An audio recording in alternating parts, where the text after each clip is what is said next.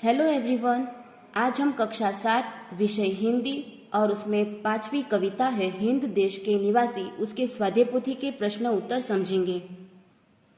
कविता 5वीं है हिंद देश के निवासी। प्रश्न नंबर 1, निम्नलिखित प्रत्येक प्रश्न के उत्तर के लिए दिए गए विकल्पों में से सही विकल्प चुनकर उसका क्रमाक्षर प्रश्न के सामने दिए गए कोष्टक में लिखिए। पहला, फूलों को माला में गूथा जाता है। डी। दूसरा, कोयल की कूक निराली होती है। बी। तीसरा, सभी पंथों की मंजिल एक है, तो यहाँ पर ए लिखेंगे। चौथा, पपीहे की टेर सबको प्यारी लगती है, तो यहाँ पर बी लिखेंगे। प्रश्न नंबर 2, कोष्टक में से उचित शब्द चुनकर रिक्त स्थानों की पूर्ति कीजिए। आपको यहाँ पर कुछ विकल्प दिए गए हैं। पहला, हिंद देश के निवासी सभी जन एक हैं। दूसरा, प्यारे प्यारे फूल गूथे माला में एक हैं। तीसरा, गा रही तराना बुलबुल राग मगर एक है। चौथा, धर्म है अनेक जिनका सार वही है। पांचवा, पंथ है निराले सबकी मंजिल तो एक है। छठा, जो शब्द संज्ञा के स्थान पर प्रयुक्त होते हैं उन्हें सर्वनाम कहते हैं। प्रश्न नंबर 3, सही वाक्यांश चुनकर विधानों को पूर्ण कीजिए। पहला, विविधता में एकता ही हमारे देश की विशेषता है, तो यहाँ पर हम ब लिखेंगे। दूसरा, सभी धर्म एक समान है क्योंकि उनका सार एक है, तो हम यहाँ पर अ लिखेंगे। तीसरा, अलग अलग नदियां सागर में मिलकर अपनी एकता प्रकट करती है, यहाँ पर क उत्तर लिखेंगे। प्रश्न नंबर 4, निम्नलिखित प्रश्नों के उत्तर एक एक वाक्य में लिखिए। पहला, विविध प्रकार के फूल किस बात के प्रतीक हैं, तो विविध प्रकार के फूल भारत की विविधता के प्रतीक हैं। दूसरा, अलग अलग फूलों की माला किसका प्रतीक है, तो अलग अलग फूलों की माला विविधता में एकता की प्रतीक है। तीसरा, कविता में कोयल, पपीहा और बुलबुल किसके प्रतीक है, कविता में कोयल, पपीहा और बुलबुल भिन्न भिन्न भाषाएं बोलने पर भी एकता के सूत्र में बंधे भारतवासियों के प्रतीक हैं।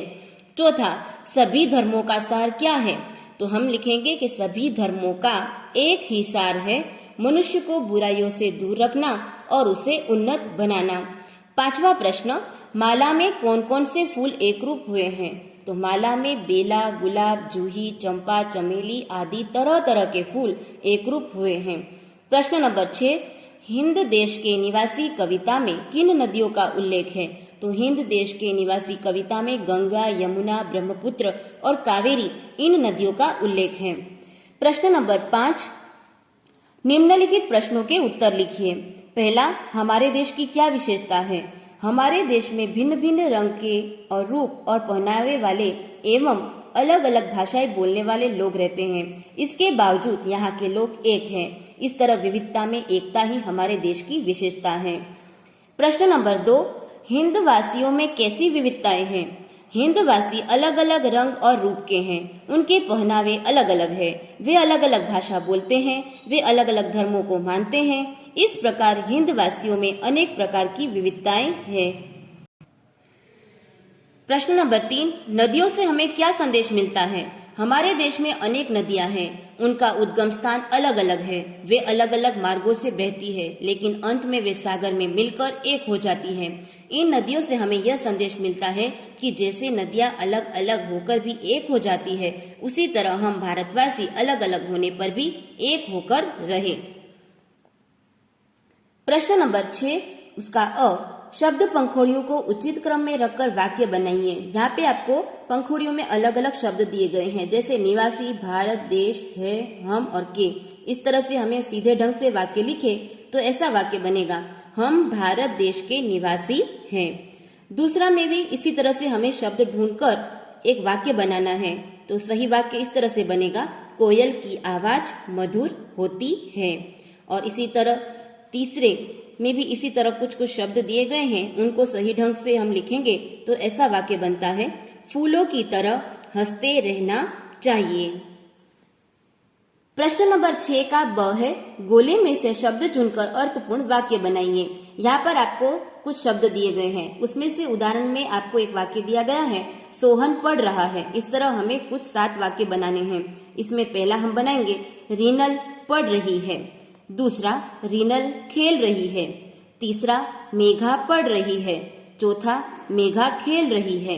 पांचवा हरेश पढ़ रहा है। सातवां हरेश खेल रहा है।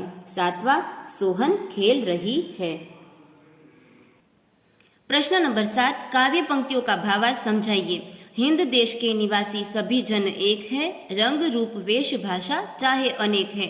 इसका भावार्थ ऐसा होता है कि भारत देश में रहने वाले लोगों के रंग रूप पहनावे और भाषाएं भले ही अलग अलग हो, परंतु वे सब लोग एक हैं। यहाँ रहने वाले सभी लोगों की मातृभूमि भारत ही है। इसके बाद है प्रश्न नंबर 8, औरत और लड़की के स्थान पर क्रमशः आदमी और लड़का रखकर परिच्छेद फिर से लिखिए।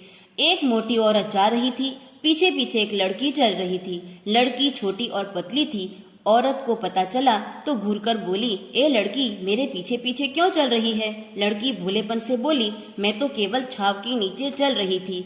यहाँ पर जहाँ औरत है उस शब्द के स्थान पर आपको आदमी रखना है, और जहाँ पर लड़की शब्द है वहां पर आपको लड़का रखना है। यानी स्त्रीलिंग शब्द के स्थान पर आपको पुल्लिंग शब्द रखना है। एक मोटा आदमी जा रहा था, पीछे पीछे एक लड़का चल रहा था। लड़का छोटा और पतला था। आदमी को पता चला तो घूरकर बोला, ए लड़के, मेरे पीछे पीछे क्यों चल रहा है? लड़का भोलेपन से बोला, मैं तो केवल छाव के नीचे चल रहा था। ये वाक्य बनाते समय खाली स्त्रीलिंग और पुल्लिंग के स्थान पर शब्द नहीं रखना है, इसके स्थान पर क्रिया में भी अंतर हो जाता है। जैसे एक मोटी औरत जा रही थी तो यहाँ पर एक मोटा आदमी जा रहा था। पीछे पीछे एक लड़की चल रही थी तो पीछे पीछे एक लड़का चल रहा था। लड़की छोटी और पतली थी तो लड़का छोटा और पतला था। औरत को पता चला तो घूर कर बोली, तो आदमी को पता चला तो घूर कर बोला, ए लड़की, तो यहाँ पे ए लड़के, मेरे पीछे पीछे क्यों चल रही है? मेरे पीछे पीछे क्यों चल रहा है? लड़की भोलेपन से बोली। लड़का भोलेपन से बोला, मैं तो केवल छाव के नीचे चल रही थी। तो मैं तो केवल छाव के नीचे चल रहा था। तो इसमें खाली स्त्रीलिंग शब्द ही नहीं बदलना है, इसके साथ में क्रिया भी बदलना है। इसके बाद है प्रश्न नंबर 9, कोष्टक में जो शब्द समानार्थी नहीं है उस पर गोल कीजिए और समानार्थी शब्दों का वाक्य में प्रयोग कीजिए। जैसे आपको यहाँ पर पंथ, राह, पैर और रास्ता ऐसे शब्द दिए गए हैं। तो उदाहरण में हमको एक उदाहरण दे दिया गया है। इन्होंने वाक्य बनाए हैं, यह पंथ सरल नहीं है, मुझे नई राह मिल गई है, और यह सीधा रास्ता है। इसी तरह से हमें दूसरा जो खाने हैं उसमें जो शब्द है उससे हमें एक एक वाक्य बनाना है। पहले हम कुसुम से बनाएंगे। कुसुम, यह चमेली का कुसुम है। पुष्प से, कमल के पुष्प जल में होते हैं। और फूल से, यह कितना प्यारा फूल है। इसके बाद दूसरा वाक्य में हमें 3 शब्द से वाक्य बनाना है। अनूठा, यह चर्चा के लिए अनूठा विषय है। अनोखा, उसने अनोखा रास्ता पकड़ा। निराला, आपका हर ढंग निराला है। इसके बाद प्रश्न नंबर 3 में हम देखते हैं कि 3 शब्द है। जन, कोटि जन जन, कोटि कोटि जन तिरंगे को वंदन करते हैं। मनुष्य, दुनिया में तरह तरह के मनुष्य हैं। तीसरा मानव, जिसमें मानवता हो वही मानव है। अब है प्रश्न नंबर 10, निम्नलिखित वाक्यों को पढ़िए और बोलने वाले, सुनने वाले और अन्य व्यक्ति को सूचित करने वाले जिन सर्वनाम शब्दों का प्रयोग किया गया है उन्हें अलग अलग छांट कर लिखिए। जैसे कोई व्यक्ति बोलता है तो हमें किस शब्द का प्रयोग करना पड़ता है, सुनने वाला व्यक्ति है तो वह किस शब्द का प्रयोग करेगा, और कोई अन्य व्यक्ति है तो उसके लिए जो शब्द प्रयोग किया जाता है उसके स्थान पर जो शब्द रखा है हमें वहां पर यह ढूंढ के लिखना है। पहला, मुझे बल्लेबाजी में मजा आता है, तो यहाँ पर मुझे सर्वनाम रखना है। दूसरा, हम मैच जीत गए, तो यहाँ पर हम। तीसरा, तुम अच्छे क्षेत्र रक्षक हो, तो यहाँ पर तुम। चौथा, तुम्हारी गेंदबाजी का जवाब नहीं, तो यहाँ पर तुम्हारी सर्वनाम। पांचवा, वह कैप्टन है, तो यहाँ पर वह है, वह सर्वनाम है। इसके बाद छठा, उसने एक लंबा छक्का लगाया, तो उसने है वह सर्वनाम है। प्रश्न नंबर 11, निम्नलिखित वाक्य पढ़िए और खुद के लिए प्रयुक्त सर्वनाम शब्दों को छांटकर लिखिए। पहला, अब राजीव स्वयं बल्लेबाजी करने आया, तो यहाँ पर स्वयं है वह सर्वनाम शब्द है, वो भी खुद का समानार्थी शब्द ढूंढना है तो खुद का अर्थ खुद भी होता है और स्वयं भी होता है। इस वाक्य में खुद का मैं अपने आप चला जाऊंगा, तो यहाँ पर अपने आप है, उसे हम खुद भी कहते हैं, तो हम यहाँ पर अपने आप वह सर्वनाम है।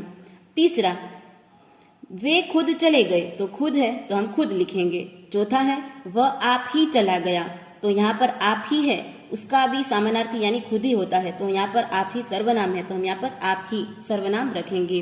तो आपका यहाँ पर कविता 5वीं हिंद देश के निवासी के स्वाध्याय पोथी के सभी प्रश्न उत्तर यहाँ पर पूरे होते हैं।